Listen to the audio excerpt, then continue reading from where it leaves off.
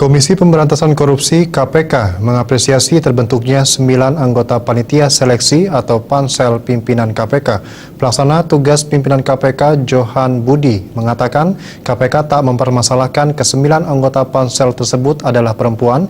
Yang terpenting mereka memiliki kapabilitas, kredibilitas, dan integritas dalam menjalankan tugasnya.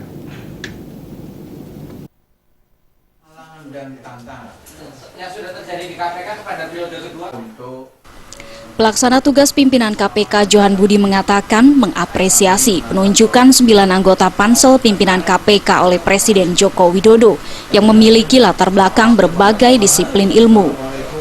Menurut Johan, latar belakang disiplin ilmu penting karena nantinya pimpinan KPK bukan hanya sebatas mengerti soal hukum, namun harus dapat mengatur institusinya secara baik.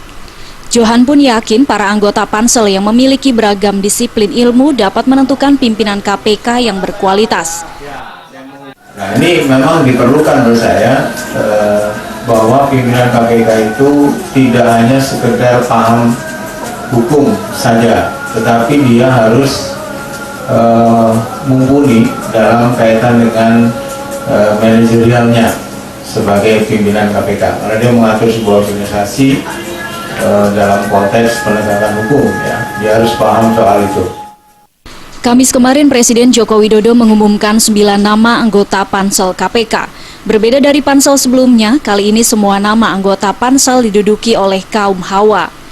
Di antaranya mereka yang terpilih yakni Desri Damayanti, seorang ahli keuangan dan moneter, di mana nantinya akan menjabat sebagai ketua sekaligus merangkap anggota.